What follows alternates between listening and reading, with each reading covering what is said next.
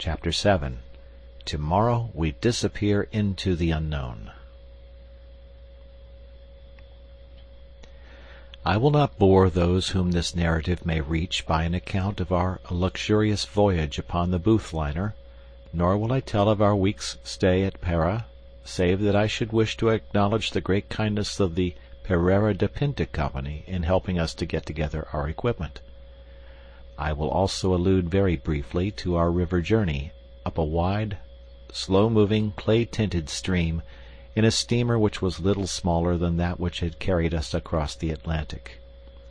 Eventually we found ourselves through the narrows of Obidos and reached the town of Manaos.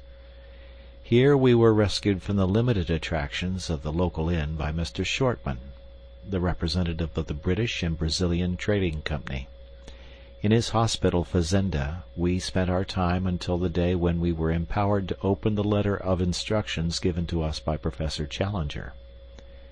Before I reach the surprising events of that date, I would desire to give a clearer sketch of my comrades in this enterprise, and of the associates whom we had already gathered together in South America.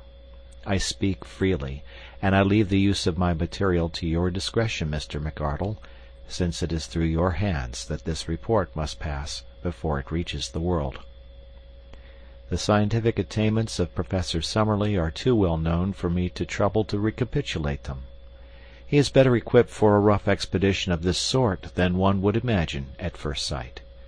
His tall, gaunt, stringy figure is insensible to fatigue, and his dry, half-sarcastic, and often wholly unsympathetic manner is uninfluenced by any change in his surroundings.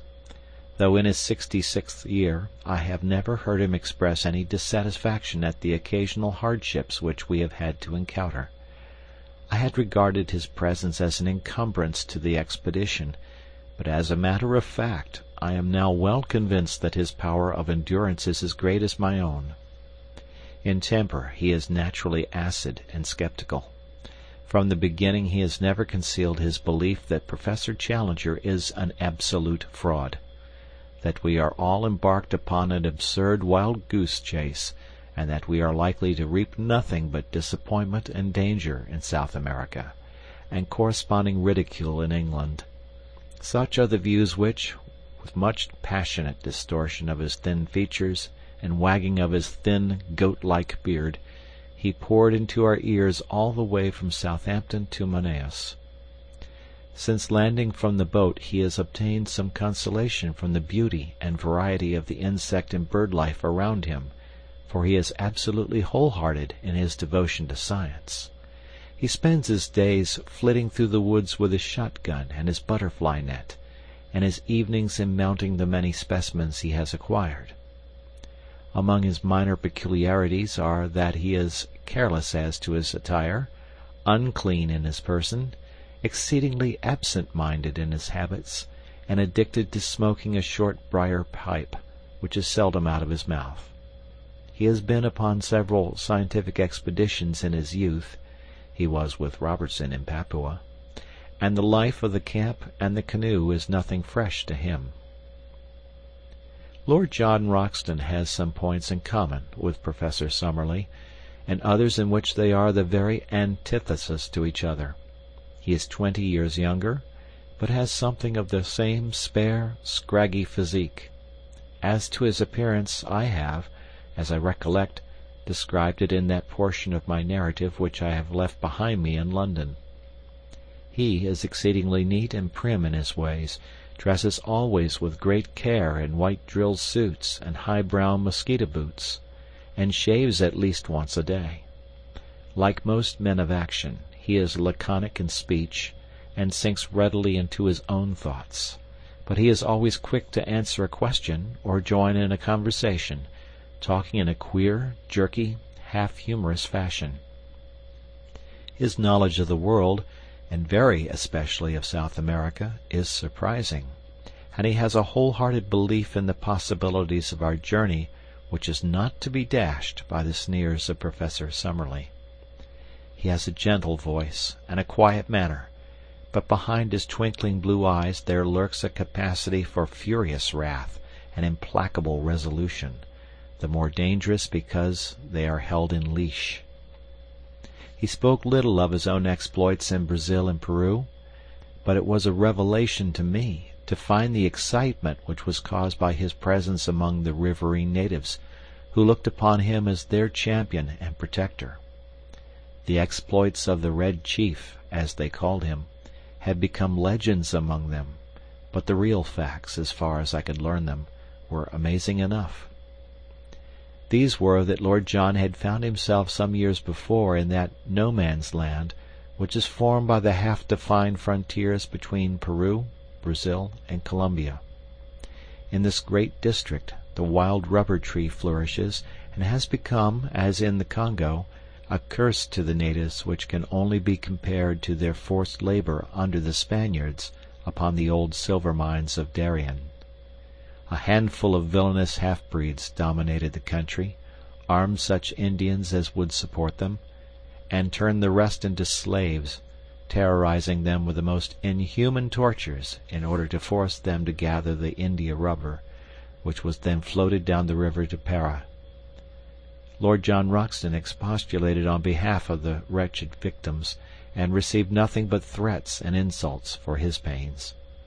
He then formally declared war against Pedro Lopez, the leader of the slave drivers, enrolled a band of runaway slaves in his service, armed them, and conducted a campaign, which ended by his killing with his own hands the notorious half-breed, and breaking down the system which he represented.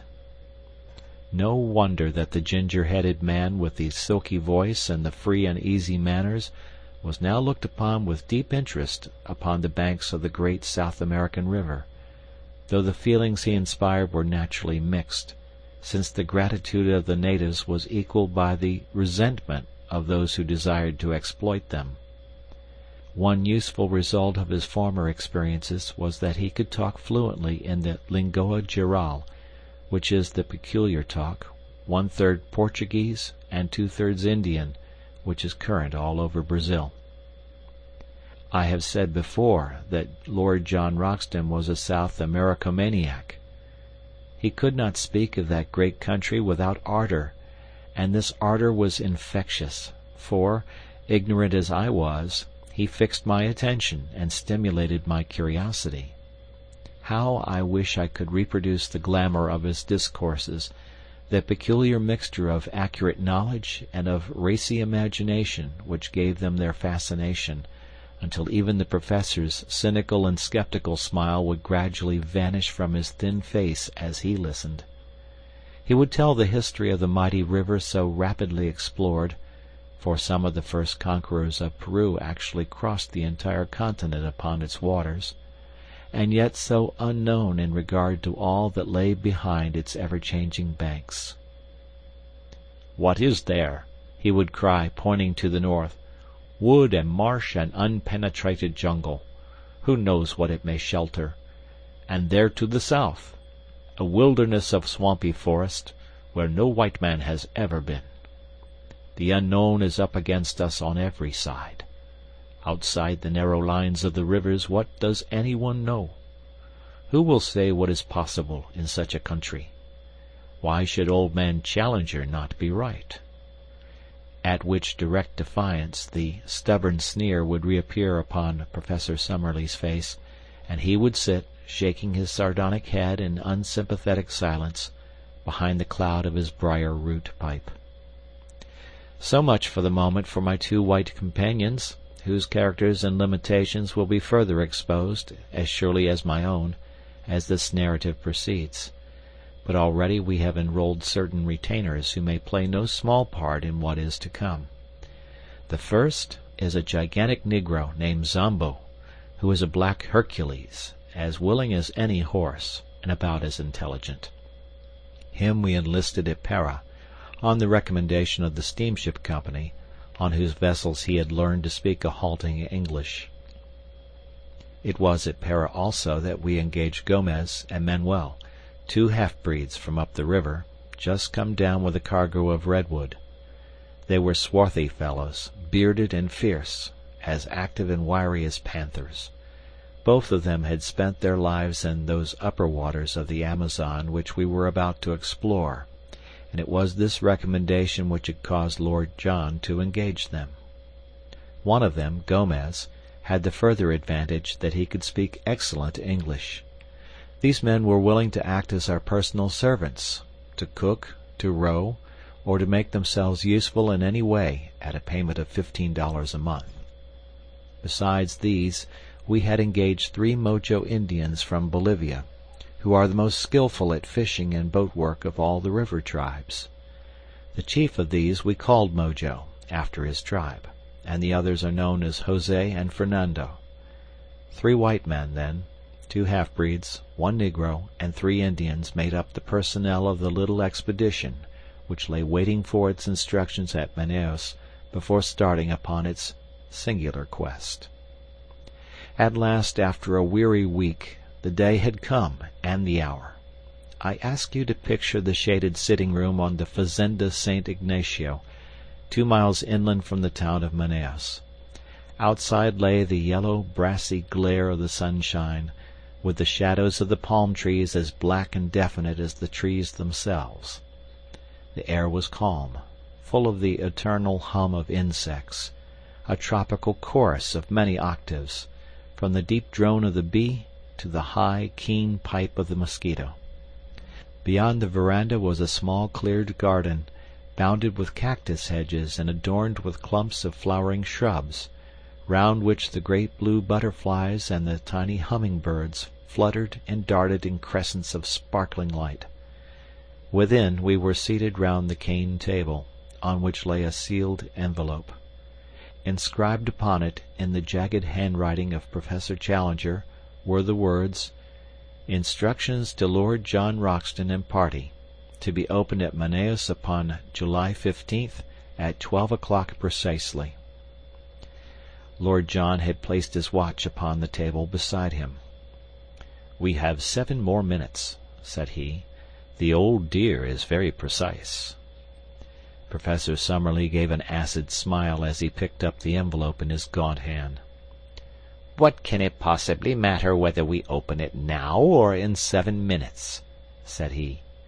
"It is all part and parcel of the same system of quackery and nonsense, for which I regret to say that the writer is notorious."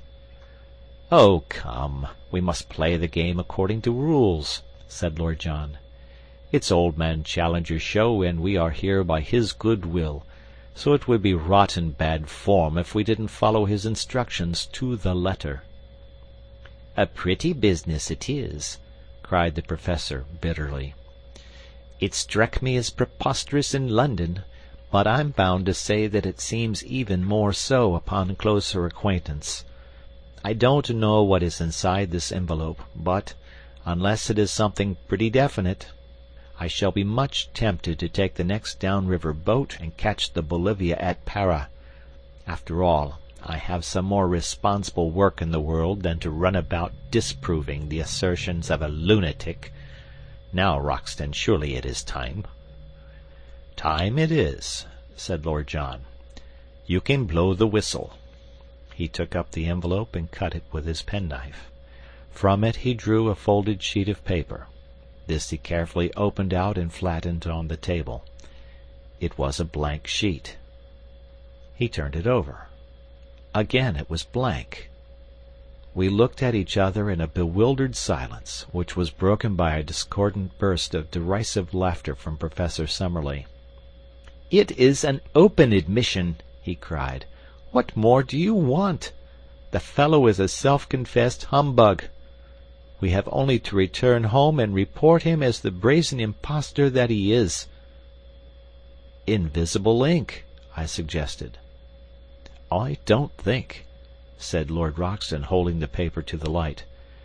"No, young fellow, my lad, there is no use deceiving yourself. I'll go bail for it that nothing has ever been written upon this paper." "May I come in?" boomed a voice from the veranda. The shadow of a squat figure had stolen across the patch of sunlight. That voice, that monstrous breadth of shoulder, We sprang to our feet with a gasp of astonishment as Challenger, in a round, boyish straw hat with a colored ribbon, Challenger, with his hands in his jacket pockets and his canvas shoes daintily pointing as he walked, appeared in the open space before us. He threw back his head, and there he stood in the golden glow with all his old Assyrian luxuriance of beard, all his native insolence of drooping eyelids and intolerant eyes. "I fear," said he, taking out his watch, "that I am a few minutes too late.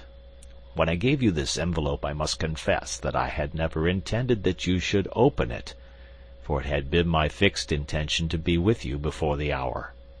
The unfortunate delay can be apportioned between a blundering pilot and an intrusive sandbank. I fear that it has given my colleague, Professor Summerlee, occasion to blaspheme."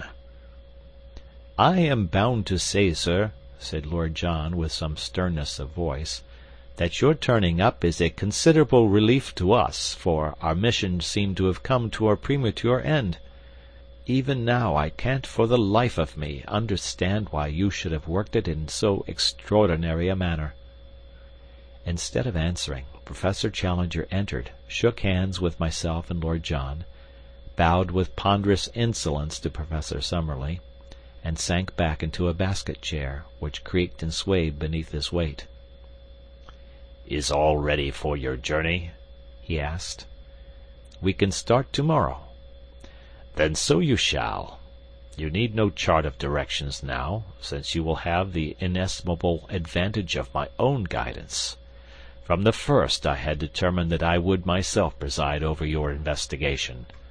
The most elaborate charts would, as you will readily admit, be a poor substitute for my own intelligence and advice.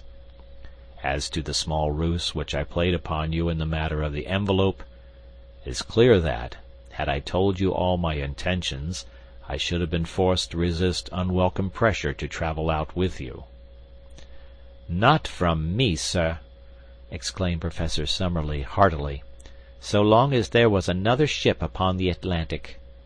Challenger waved him away with his great hairy hand. "Your common sense will, I am sure, sustain my objection and realize that it was better that I should direct my own movements, and appear only at the exact moment when my presence was needed. That moment has now arrived. You are in safe hands. You will not now fail to reach your destination. From henceforth I take command of this expedition, and I must ask you to complete your preparations tonight, so that we may be able to make an early start in the morning. My time is of value, and the same thing may be said, no doubt, in a lesser degree of your own. I propose, therefore, that we push on as rapidly as possible until I have demonstrated what you have come to see." Lord John Roxton had chartered a large steam launch, the Esmeralda, which was to carry us up the river. So far as climate goes, it was immaterial what time we chose for our expedition, as the temperature ranges from 75 to 90 degrees both summer and winter, with no appreciable difference in heat. In moisture, however, it is otherwise. From December to May is the period of the rains, and during this time the river slowly rises until it attains a height of nearly 40 feet above its low-water mark. It floods the banks, extends in great lagoons over a monstrous waste of country, and forms a huge district, called locally the Gapo, which is for the most part too marshy for foot travel and too shallow for boating. About June the waters begin to fall, and are at their lowest in October or November. Thus our expedition was at the time of the dry season, when the great river and its tributaries were more or less in a normal condition. The current of the river is a slight one, the drop being not greater than 8 inches in a mile. No stream could be more convenient for navigation, since the prevailing wind is southeast, and sailing boats may make a continuous progress to the Peruvian frontier, dropping down again with the current. In our own case, the excellent engines of the Esmeralda could disregard the sluggish flow of the stream, and we made as rapid progress as if we were navigating a stagnant lake. For 3 days we steamed northwestwards up a stream which even here, 1,000 miles from its mouth, was still so enormous that from its center the two banks were mere shadows upon the distant skyline. On the fourth day after leaving Manaos we turned into a tributary which at its mouth was little smaller than the main stream.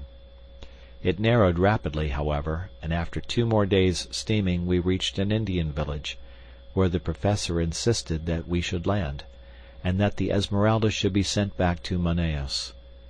We should soon come upon rapids, he explained, which would make its further use impossible.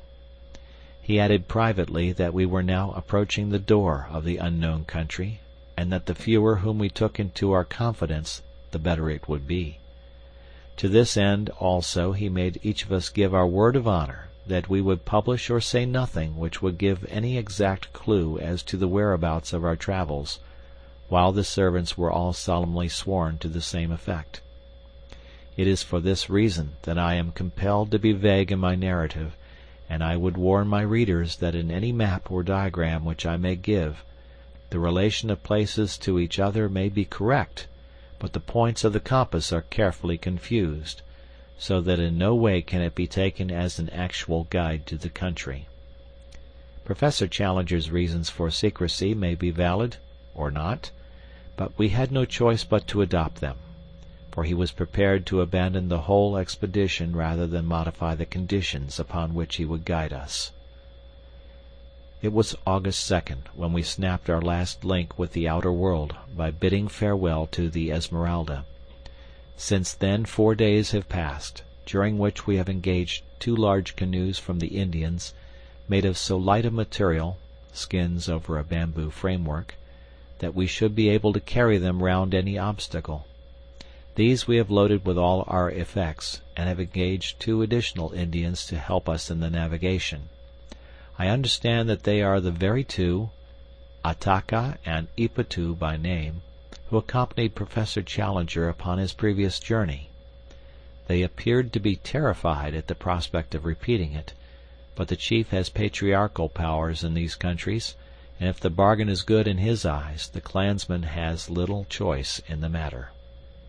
So tomorrow we disappear into the unknown.